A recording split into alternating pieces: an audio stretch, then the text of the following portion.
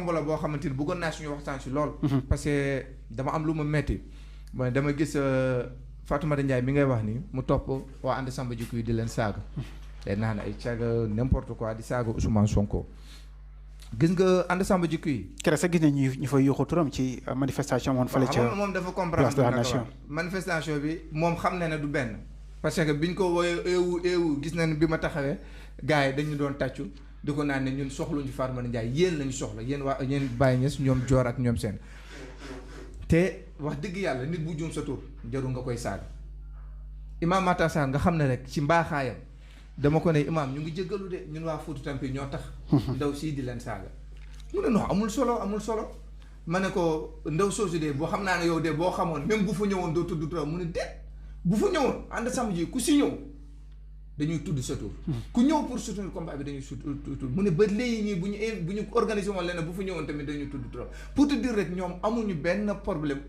ak benn nit ànd Samba Jikko yi nekkuluñ fi kenn lu dul sénégalais yi. toog na nag di leen saaga ma wax la rek benn affaire man maa ngi si biir ànd Samba Jikko yi ànd Samba Jikko yi tuxkat amu fa naankatu sàngara amu fa càgga amu fa jigéen yi fa nekk jigéen yu sell lañ. est-ce que nekk leen ay politiciens yu encagoulé góor ñi fa nekk ay góor yu baax lañ waaye quant à moom Fatoumata Ndiaye si historique am ñëpp xam nañ ne dafa yoroon carte caga di jaayu boppam. li nga xam ne doy na war de. man maa ko wax man Baye Niass Fatoumata Ndiaye da doon jaay boppam caga la je le dis et j'assume da doon jaay boppam. buñ la wooyee da nga indi preuve yi. déggoo li ma la wax Fatoumata Ndiaye boîte la doon dem Fatoumata Ndiaye ba léegi nii day naan wallahi la azim li ma lay wax nii dama ko teg fu leer taalibe laa damay waat wallahi la azim Fatoumata Ndiaye dafa doon jaay boppam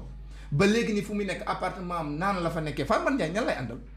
gisoo muy ànd ak benn nit bu am valeur. Dira bu mu jugee ak ñun bi mu nekkee ak ñun la doon am na ak ay nit yu am valeur du fierté bu ëpp nag mais bu mu jugee ak ñun ba léegi ñan lay gis mu àndal ñaaxarañ lan la fi def du awram la fi génnee Sénégalais yëpp di ko gis ay ndéegéej ñi nga xamante ñoo fi joué guddi taxoon Fatoumata Ndiaye li tax 5 millions wala Antoine Félix Diome xaalis yu mu ko joxoon lu tax ba léegi muy jooytu samay oto nii samay nii xaalis bi mu joxoon yëpp da koo naanee sangar bi ngeen di ñëwee kii am xoolal bëñam yi dafa tux ba c'est pas l'appel koo xamante ni yow ci tux nga dëkk ci naan nga dëkk man Dira bi may ànd ak Fatoumata Ndiaye billaahi wallaahi wa taala mosuma gis muy julli koo xamante ni sa carrière yëpp yaa ngi ko def ci dil sëriñtu yaa ngi ko def si cagatu jaay sa bopp yaa ngi tegale ay doomu njaalo yu bëree bëri kenn tudd ko. ba pare ngay toog di saaga ku mel ni Imam Alioune. ok mais est-ce que gisul ne tey est-ce que gisul ne peut-être configuration li nga xam ne moo di kuréel googu di ànd Samba Jikko yi que way politique yi dañuy nekk ci ginnaaw. yow journaliste nga wax ma ban politicien moo nekk si ginnaaw ànd Samba Jikko yi dis-moi. mais ñoom dañ koy wax peut-être dañ koy faral di ko évoquer. comme naan naan Ousmane Sonko peut-être moo nekk ci gannaaw ay ñoom Dame Mbodj c'est des politiciens encagoulés yoo xam ne ñu ngi ci mouvement bi. ñu bëgg ko récupérer et cetera. Dame Mbodj dafa am mouvement boppam c'est vrai pour mu expliquer la léegi ay politiciens léegi waa Benno Bokk Yaakaar yi fa nekk nag yi nekk si biir ànd Samba Jikko yi kooku noonu dëkk Fatick comment elle s'appelle moo ren nanguloon dem si li si Benno Bokk Yaakaar moo fa gagné si mairie yi. damay kii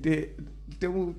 ok allez-y. damay palantul maam non am na ñoo xamante ni si liste si Benno Bokk ay député Benno Bokk Yaakaar lañ. jàpp ñëw nañ porte nañ loi bi. c'est que ànd Samba Jikko yi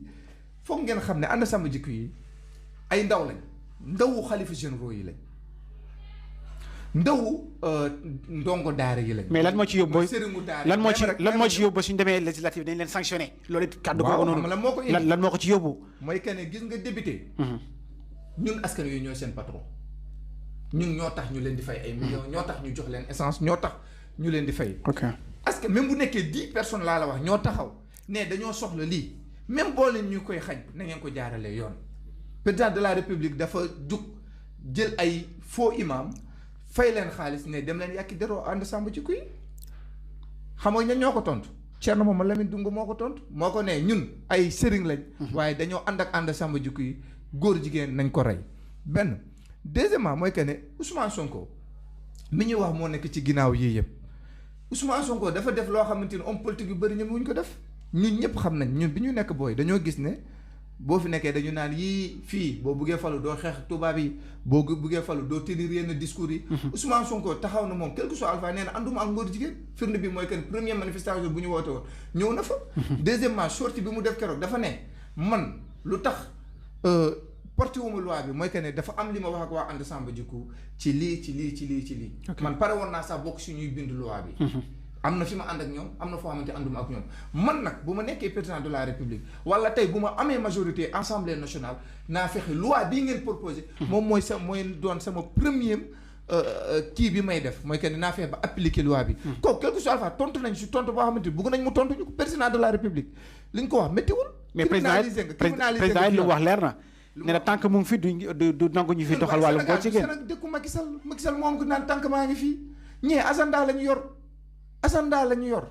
Macky Sall fii la taxaw mu ne góor jigéen ñi amuñu problème ak état Sénégal da ngeen a fàtte loolu population bi la ñu amal problème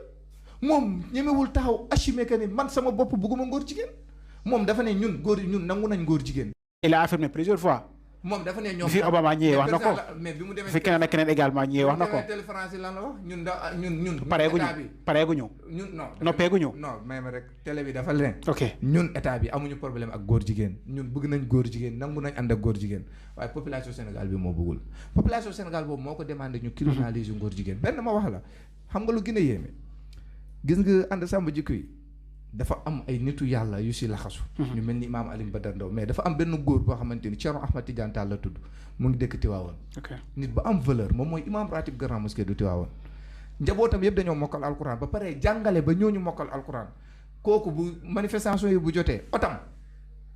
lay moom day toog yëkkati otam yëpp si njabootam yëpp si ay mbokk taal bi mu ne dem leen daje ak manifestation yi te nit la ku am gëdd ci biir Tiwaawoon pour te dire rek nitu yàlla yëpp ñu ngi soutenir combat bu ànd sàmm jikko yi di mëne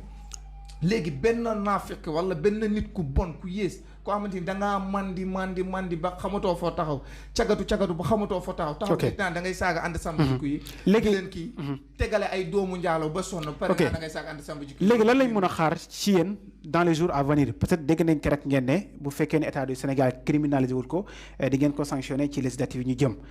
donc mu nekk point boo xam ne ñu ngi koy xaar éventuellement est-ce que def ngeen xayma bi pour xool yéen combat ngeen war a mën a xam nga loolu du ànd sàmm jikko moo ko wax président moo ko wax président moo ne li tax ñu dóor ma ànd sàmm jikko yi loi bi ñu fi indi la ak nangam c'est-à-dire que moom si boppam moo ne ñun waa ànd sàmm jikko waaw parce que jàpp na ne moment bu ñu ko indi du moment bu baax élection ngeen di tuumaal la ñu ay góor jigéen ngeen et cetera jàpp na ne peut-être loolu moo tax ñu ñàkk lool dañoo bëgg ñu criminaliser góor jigéen wala ñu modifier loi bi comme nu Babacar wax léegi moom xam na loolu ñun li ñuy ànd sàmm jikko yi bugguma di wax ci seen tour parce que bokkuma ci seen cellule de coordination boo xamante ni dañuy ñu yor seen communication man Fouta Tampi laa bokk ñooñu ñooma yebal ma wax fi mais li may wax ne que li ma dégg ñuy wax ñoom en tant que ànd sàmm jikko yi li ma dégg ñoom ñuy wax ma toog ak ñoom mooy que ne mouvement ànd sàmm jikko yi nekkul mouvement buy def politique Ababacar nag ma koy wax Ababacar man lii maa koy wax Baye Niass bu Fouta Tampi Ababacar ak Guy Marius Sagna ñun société Sénégal ñoo leen soxla ci biir assemblée nationale Ababacar Mboup ak Guy Marius Sagna ñun société Sénégal ndawi Sénégal ñun ñoo leen soxla ci biir assemblée nationale loolu laa ci dolli mooy que di wax gars yi Macky Sall dafa am nitu yàlla bu mag bi mu tooñ te xam naa ne akam dina ko dal mooy imaam Alioune Badara Ndao moo tax kay ñiy saaga fii ànd sàmm jikko yëpp wallahi gis leen fu ñuy mujjee imaam Alioune Badara Ndao wallahi day yéex rek waaye xam naa ne akam moom dina dal Macky Sall moo tax ñu ngi ñaan rek fii ak 18 mois ngir yàlla Macky Sall na fexe rek defar bagage am mu abal ñu xam naa ne ak kooku noonu da koy dal parce que dafa jël nitu yàlla mu tooñ ko jaxase ko ak sénégalais yi di wax ne